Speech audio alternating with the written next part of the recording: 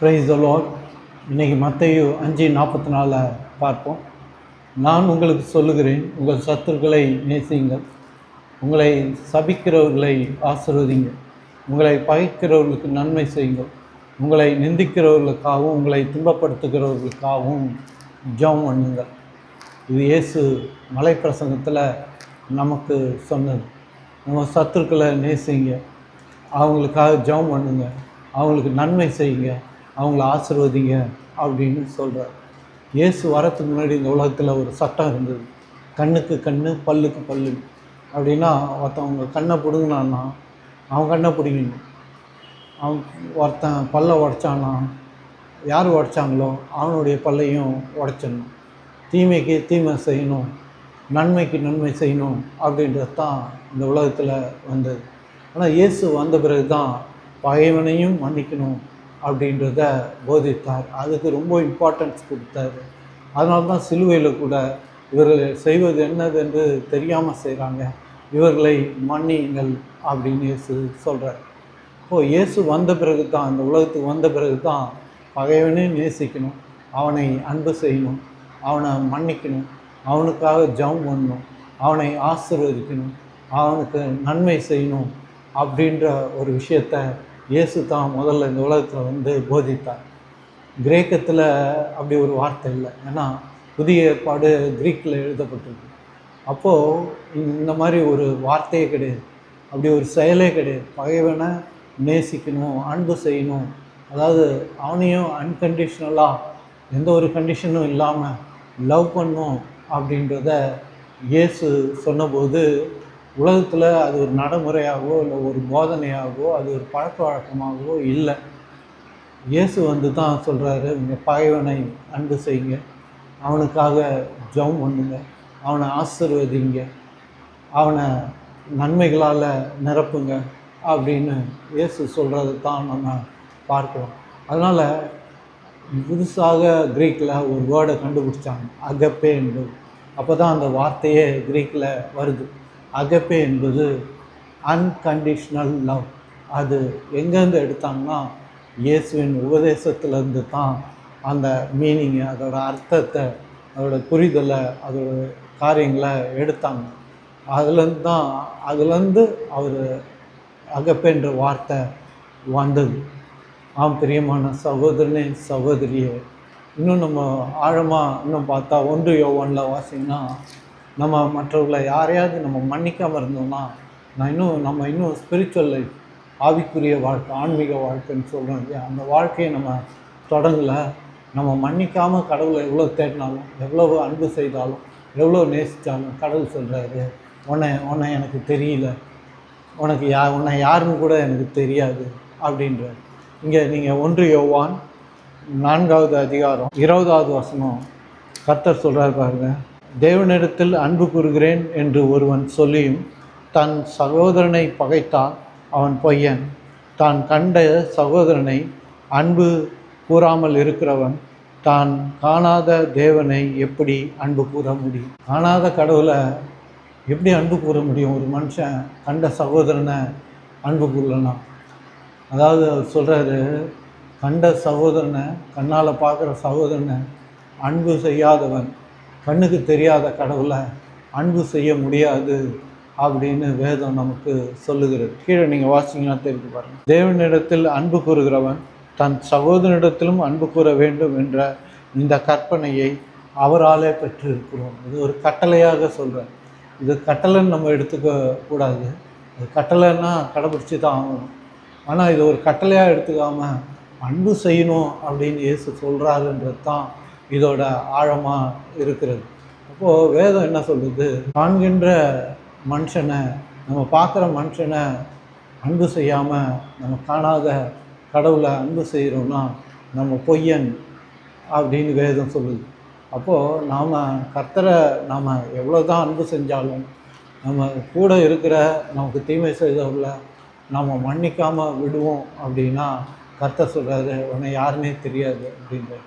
அப்போது நம்ம என்ன தான் ஸ்பிரிச்சுவலாக இருக்க முயற்சி பண்ணாலும், 10 மணி நேரம் பைபிள் வாசித்தாலும் சரி, ஞாயிற்றுக்கிழமை தூரம் போய் மணிக்கணக்காக கோயிலில் உட்காந்து பிரசங்கங்களை கேட்டாலும் சரி, வீட்டுக்கு வந்து மணிக்கணக்காக ஜெபம் பண்ணாலும் சரி, நம்ம இடத்துல நமக்கு துன்பம் செய்தவர்களை நாம் மன்னிக்கலைன்னா கர்த்தர் சொல்கிறாரு, உன்னை யாருன்னே தெரியாது. நீ முதல்ல கண்ட சகோதரனை மன்னித்து அவனை சகோதரனாக ஏற்றுக்கோ.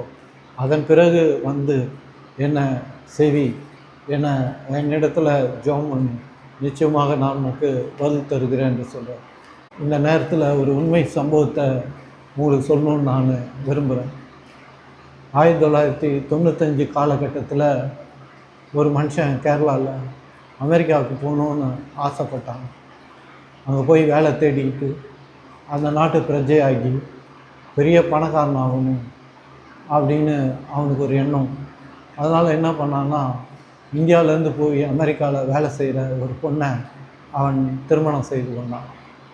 திருமணம் செய்து கொண்டு அமெரிக்காவுக்கு போன பிறகு அந்த பொண்ணுகிட்ட தெளிவாக சொல்லிட்டான், உன்னை கல்யாணம் பண்ணதே நான் அமெரிக்காவுக்கு வர்றது ஒரு பிரஜை ஆகிறதுக்கும் இங்கே நான் நல்ல வேலை தேடி பெரிய ஆள் ஆகிறதுக்காக தான் உன்னை கல்யாணம் பண்ணேன், வேறு எதுவும் இல்லை. அதனால் எனக்கு இனிமேல் நீ தேவையில்லை, நான் உன்னை டைவர்ஸ் தான் பண்ண விரும்புகிறேன், என்னோடய நோக்கம் நிறைவேறிச்சு, நான் அமெரிக்காவுக்கு வந்துட்டேன் அப்படின்னு சொல்லிட்டான். ஒவ்வொரு நாளும் அவன் போய் வேலையை தேடிட்டு வீட்டுக்கு வருவானோ. இந்த பெண்ணு சபைக்கு போகிற ஆவிக்குரிய கிறிஸ்துவ பொண்ணு பாருங்கள், அது அன்றாடம் ஜெபம் பண்ணுவான். அப்போது ஒரு நாள் இவன் வேலையெல்லாம் தேடிட்டு வீட்டுக்கு உள்ளே வரும்போது இந்த பொண்ணு ஜெபிக்கிறத அவன் காதுகளில் கேட்டுச்சான். அந்த பொண்ணு ரூம்லேருந்து ஜெபிச்சது காதில் கேட்டுச்சான்.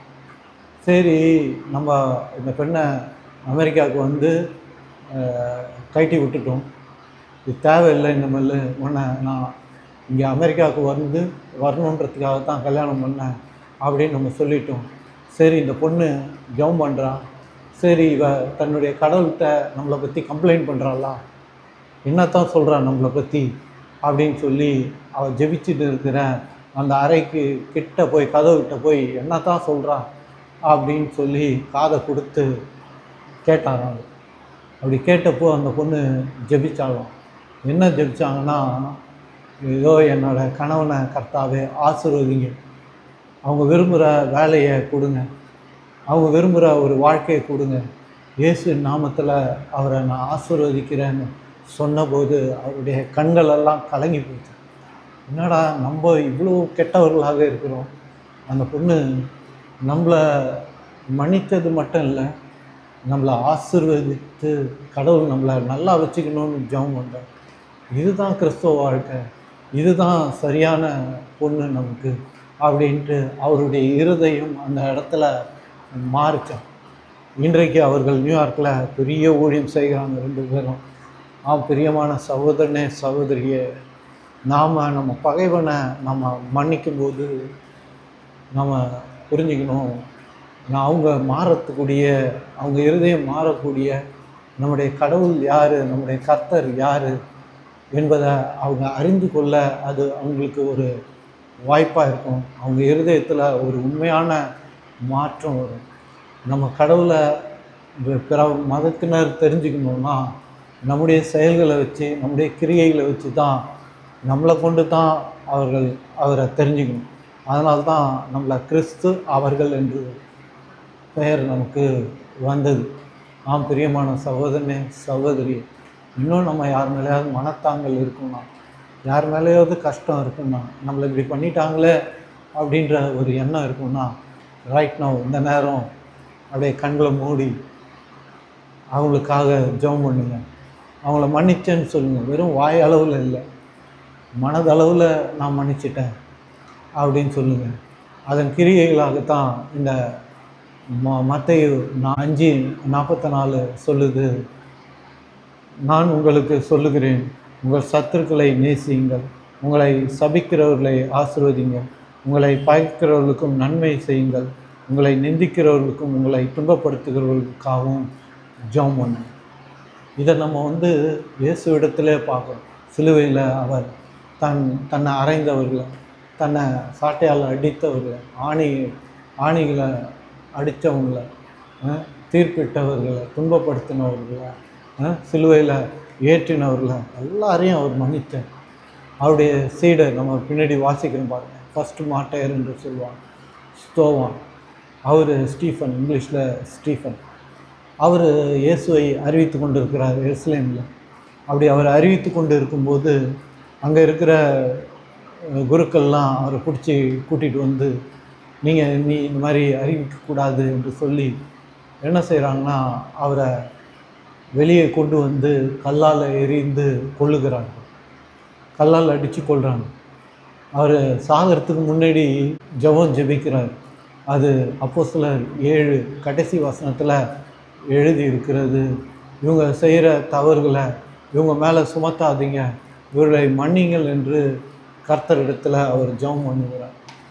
நல்லா கவனிங்க, யூதர்களுடைய மேக்சிமம் பனிஷ்மெண்ட் அது எதுன்னா, இப்போ நம்ம ஊரில் சொல்கிறோம் இல்லையா, தூக்கு தண்டனை தான் கடைசி பெரிய தண்டனை. அதே போல் தான் யூதர்களுக்கு கல்லால் எறியறது தான் மேக்சிமம் பனிஷ்மெண்ட்.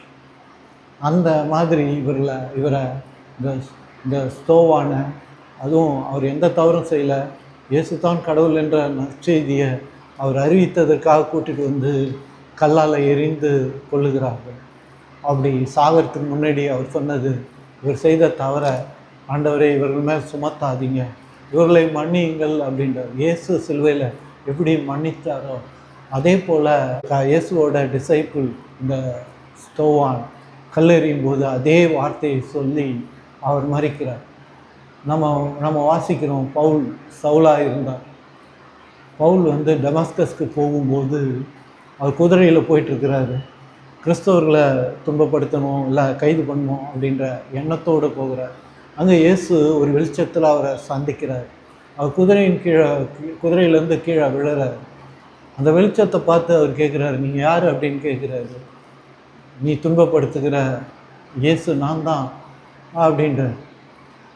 நல்லா கவனிங்க, இங்கே தான் அவர் மதம் மாறினார் அப்படின்றது இல்லை, அவர் மனசு மாறிச்சு அப்படின்றது இல்லை. நிறைய பேர் இங்கே தான் டெமஸ்கஸில் தான் பவுலோட இருதயம் மாறிச்சு அப்படின்னு நினைக்கிறாங்க.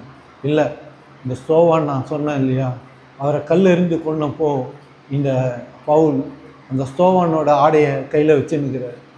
அந்த ஸ்தோவான் கல் எறிகிறதுக்கும் அவரை கொலை செய்கிறதுக்கும் ஒரு முக்கியமான காரணமாக இந்த சவுல் என்ற பவுல் அங்கே காணப்படுறார்.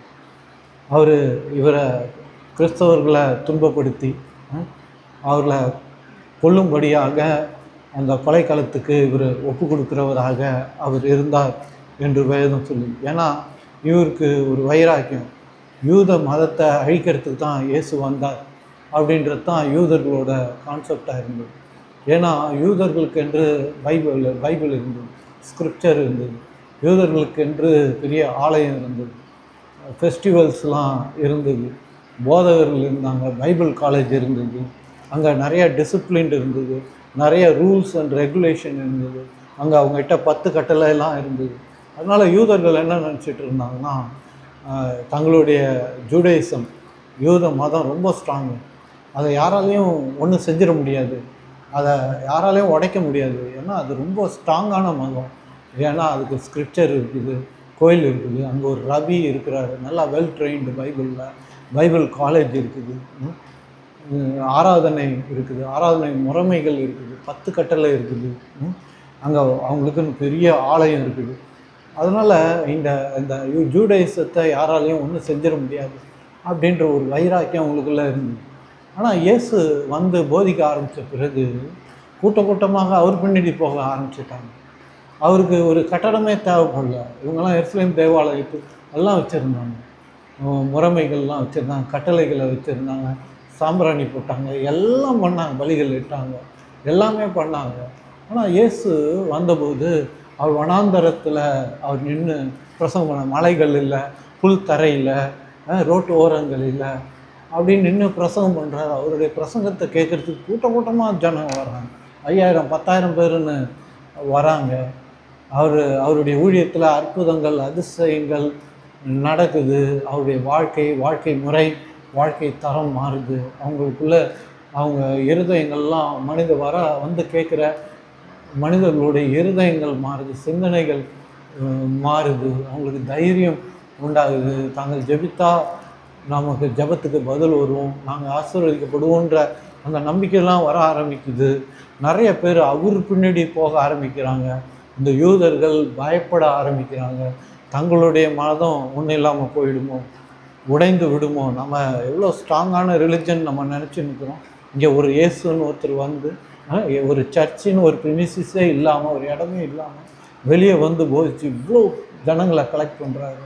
அவங்களுடைய ஆட்டிடியூட், அவங்களுடைய மனநிலை, அவங்களுடைய சிந்தனை, அவங்களுடைய விசுவாசம், அவங்களுடைய வாழ்க்கை முறை, வாழ்க்கை தரம் இதெல்லாம் மாறி இருக்கிறத பார்த்தோன்னே தங்களுடைய மதம் உடைந்து விடுமோ, ஒன்றும் இல்லாமல் போயிடுமோன்ற பயத்தில் தான் என்ன பண்ணுறாங்கன்னா இயேசுவை சிலுவையில் அறைந்து கொள்கிறாங்க. அப்படி கொன்ன பிறகு ஒரு பெருமூச்சு விடுறாங்க. என்னன்னா, இவங்க தலைவரை நம்ம கொண்டுட்டோம், இனிமேல் நம்ம மதத்துக்கு ஆபத்து இல்லை, இனிமேல் நம்ம மதத்தை யாரும் ஜூடைசத்தை யூத மதத்தை ஒன்றும் செஞ்சிட முடியாது அப்படின்ற வேலையில் தான் என்ன நடக்குதுன்னா, பெந்தெகோஸ்து நாள் வருது. பரிசுத்த ஆவியானவர் ஒவ்வொருத்தர் மேலே வராரு. இயேசுவோட டிசைபிள் ஒவ்வொருத்தரும் இயேசுவை போல மாறிடுறாங்க. இயேசுவை போல அற்புதங்களும் அதிசயங்களையும் வல்லமையான காரியங்களையும் அவங்க செய்ய ஆரம்பிக்கிறாங்க. இயேசுவை போல போதிக்க ஆரம்பிக்கிறாங்க. அந்த போதனை நிறைய பேரை அட்ராக்ட் பண்ணுது. அவங்க வாழ்க்கையை மாற்றுகிறது, அவங்க சிந்தனையை மாற்றுகிறது, அவங்களுடைய பொருளாதாரத்தை மாற்றுகிறது. அவங்க ஆசீர்வதிக்கப்படுறாங்க, அவங்க வாழ்க்கையில் முன்னேற்றத்தை காண்கிறாங்க, தைரியமுள்ள மனிதர்களாக இருக்காங்க. அன்பு செய்கிற, நேசிக்கிற, மன்னிக்கிற, மனதுருகுகிற, உதவி செய்கிற பண்புள்ள மனிதர்களாக இவங்க மாறி போனதை அவங்க பார்க்குறாங்க. இயேசுவை போலவே இவங்களும் காணப்படுறாங்க அப்படின்றத அவங்க புரிஞ்சுக்கிட்ட பிறகு என்ன பண்ணுறாங்கன்னா, இயேசுவை யாரும் கடவுள் என்று ஏற்றுக்கொண்டாங்களோ, யாரெல்லாம் போதிக்கிறாங்களோ அவங்களெல்லாம் பிடித்து கொள்ள ஆரம்பிக்கிறாங்க. அதில் ஒரு ஆள் தான் இந்த சவுல் என்ற பவுல். இந்த சவுல் ஸ்தோவான் கல் எறியப்படும்போது அவருடைய ஆடையை இவன் கையில் வச்சிருக்கிறான். அதுக்கு ஒரு சாட்சியாக, அதுக்கு அவன் முன்னோடியாக அங்கே நிற்கிறான். அதுக்கு ஒரு ஸ்தோவான் கொல்லப்படுறதுக்கு இவன் ஒரு காரணம். இவன் ஒன்றும் சாதாரண ஆள் கிடையாது பாருங்க. இவன் வந்து பைபிள் காலேஜில் படித்தவன். இவன் வந்து நல்லா எக்ஸ்பர்ட்டுக்கிட்ட வேதத்தை படித்தவன். கமலியர் என்ற ஒரு நல்ல வேத வல்லுனர், அப்போ இருந்த வல்லுனர். அவர்கிட்ட படித்து பிஹெச்டி வாங்கின ஆள் இந்த சவுல் என்ற இந்த பவுல். வேதத்தை கரைச்சி குடித்து வச்சிருக்கிற மனுஷன். இந்த வேதத்தில் ஒவ்வொரு எழுத்தும் ஒவ்வொரு புல் ஸ்டாப்பும் அவருக்கு நல்லாவே தெரியும். அப்படிப்பட்ட ஒரு மனுஷன் அந்த வைராக்கியம் கிறிஸ்தவர்களை கொள்ளணும். ஏன்னா அவருடைய மதத்துக்கு அது தீமையாக முடியுது, அந்த மதம் உடஞ்சிருமோ, ஒன்றும் இல்லாமல் போயிடுமோ, மக்கள் கிறிஸ்தவர்களாக மாறிடுவாங்களோ, இவர்கள் பின்னாடி போயிடுவாங்களோ. ஏன்னா இவங்களோட இருதயத்திலும் சரி, வாழ்க்கையிலும் சரி, சிந்தனையும் சரி, பேச்சிலும் சரி, எல்லாத்துலேயும் இவங்க மாற்றம் இருக்கிறது அப்படின்றத உணர்ந்த இந்த சவுலும் கூட கிறிஸ்தவர்களை துன்பப்படுத்தும்படியாக அவர்களை பிடிச்சின்னு வந்து கொலை செய்கிற இடத்துல கொண்டு வந்து சேர்க்குற வேலையில் இவன் இருந்தான். இந்த நிலையில் இப்போது ஸ்தோவானை கல்லெறிந்து கொள்கிறாங்க. அதற்கு ஒரு காரணம், முக்கியமான காரணமும் இந்த சவுல் தான். இங்கே தான் அவருடைய இருதயமே மாறிச்சு. இந்த சவுலோட இருதயம் பவுல் என்று அழைக்கப்படுற, பிற்காலத்தில் இயேசுவை ஏற்றுக்கொண்டு புதிய ஏற்பாட்டில் 3/2 பகுதி அவர் தான் எழுதியிருக்கிறார். அவரோட மனம் மாற்றத்துக்கு முக்கியமான காரணம் என்ன தெரியுங்களா? இந்த ஸ்தோவானுடைய மரணம் தான். அவர் இயேசுவை ஏற்றுக்கொண்டதற்கு முக்கியமான காரணம் இந்த ஸ்தோவானுடைய கல்லெறிந்து கொல்லப்படுற இந்த ஸ்தோவானுடைய மரணம் தான். ஏன்னா நிறைய கிறிஸ்தவங்க என்ன நினைக்கிறாங்க, டெமஸ்கஸில் தான் இயேசு அவரை சந்தித்தார், அதனால் அங்கே மனம் இல்லை. பவுலோட அழைப்பு இங்கே தான் அவருடைய இருதயம் மாறினது. இந்த ஸ்தோவான் கல் எறியும் போது அவர் ஜெபிக்கிறாரு, இவங்க என்னை கல் எறிஞ்சி சாகடிக்கிறாங்க, இந்த பழியை இங்கே இந்த குற்றத்தை செய்தவங்க மேலே சுமத்தாதீங்க ஆண்டவரே, இவர்களை மன்னியும் என்று சொல்லி அவர் ஜெபம் பண்ணுறாரு. இப்போ தான் பவுலுக்கு ஒரு காரியம் புரிய ஆரம்பிக்குது. இது ஏதோ கிறிஸ்தவர்கள் என்பது ஏதோ ஒரு புதிய மதம் மட்டும் இல்லை, அது ஒரு சம்பிரதாயம் மட்டும் இல்லை, அது ஒரு கோட்பாடுகளோ இல்லை ஒரு கட்டளைகளோ நிறைந்தது இல்லை. இது வந்து ஒருத்தரை அன்பு செய்யணுன்றது தான் இந்த மார்க்கம். பாரு, நம்ம இந்த இந்த மனுஷனை கல் எறிந்து ரொம்ப கடுமையான தண்டனை பாருங்கள். கல் எறிந்து ஒரு மனுஷன் சாவடிக்கிறது வந்து வலி, வேதனை, அவன் துடிக்கிற துடிப்பு ரொம்ப கொடுமையான ஒரு, அதான் சொல்கிறேன் பாருங்கள், மேக்ஸிமம் பனிஷ்மெண்ட். அந்த நிலையில் யாராக இருந்தாலும் கல் எறியவங்கள, இந்த மாதிரி தீர்ப்பிட்டவங்கள சபிப்பாங்க, திட்டுவாங்க. ஐயோ நான் நல்லவன் தானே, நான் இயேசுவை தானே அறிவித்தேன், இப்படி இருந்து கொள்கிறாங்களே அப்படின்னு அந்த ஜனங்களை நாசமாக ஒன்றும் இல்லாமல் போகப்பாரு, பிள்ளைங்களாம் ஒன்றும் இல்லாமல் போகப்பாரு அப்படின்னு வாய்க்கு வந்தபடி சபிப்பாருங்க. ஆனால் இந்த மனுஷன், இந்த ஸ்தோவான், அவர்களை மன்னியும் அந்த பாவத்தை இவர் மேல் சுமத்தாதேம் என்று கடவுள்கிட்ட ஜெபிக்கிறது, இந்த சவுலோட காதில் விழுகிறது. அவனுடைய இருதயம் உடைந்து போகுது. என்னடா இது, நம்ம இவங்களெல்லாம் பிடிச்சிட்டு வந்து கொலைக்களத்தில் கொண்டு வந்து சேர்க்குறோம், இவர்கள் கொல்லப்படுறாங்க, அதுவும் கல்லால் அடித்து கொடுமையாகி கொல்லப்படுறாங்க. அந்த அப்படி ட்ரீட் பண்ணியும் அவங்களுக்கு அப்படி ஒரு தண்டனையை கொடுத்தும் அவ்வளோ வலிகள், வேதனை, தங்கள் உயிரே போகுது. அந்த நிலையிலும் கூட தாங்கள் அவங்க செய்கிற தவிர அவங்க மேலே சுமத்தாதீங்கன்னு ஜெபிக்கிறாங்க. என்ன அன்பு, எவ்வளோ அன்பு! இதுதான் கிறிஸ்துவம், இதுதான் சரியான மதம் அப்படின்றது. அந்த மன்னிப்பின் வழியாக தான் இந்த கொடூரமான புத்தி உள்ள இந்த சவுல், கொடூரமான இருதயம் உள்ள இந்த சவுலோட இருதயத்தை உடைக்கிறது. அவனுக்கு இப்போ தான் புரியுது கிறிஸ்துவனா என்ன, கிறிஸ்துனா என்ன. இவங்களே இவ்வளோ அன்பு செய்கிறாங்கன்னா அவர் நம்மளை எவ்வளோ அன்பு செய்வார், எவ்வளோ நேசிப்பார். இவங்களே இவ்வளோ இரக்கம், இவ்வளோ கிருபை, இவ்வளோ தயவு, இவ்வளோ மனதுருக்கம் கிறிஸ்துவை ஃபாலோ பண்ணுறவங்களுக்கே இப்படி இருக்கும்னா அவர் உண்மையான கடவுளாகத்தான் இருக்க முடியும் அப்படின்றத அந்த சவுல் அன்னைக்கே புரிந்து கொள்கிறாரு. அவருடைய இருதயம் அன்னைக்கே உடஞ்சி போச்சு.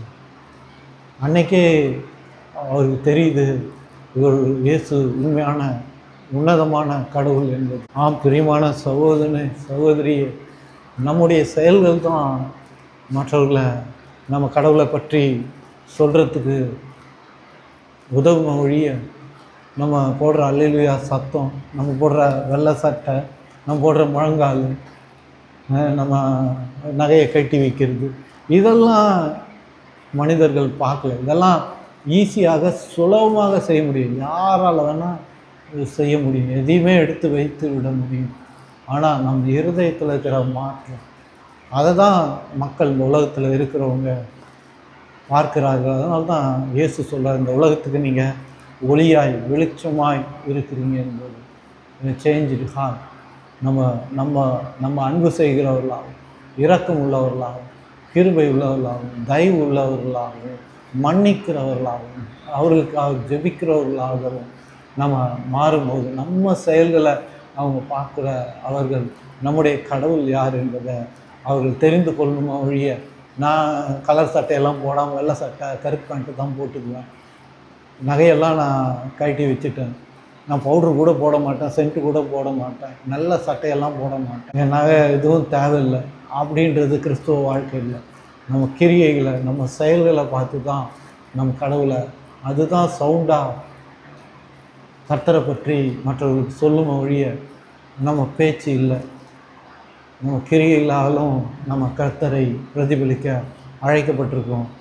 Praise the Lord and God bless you.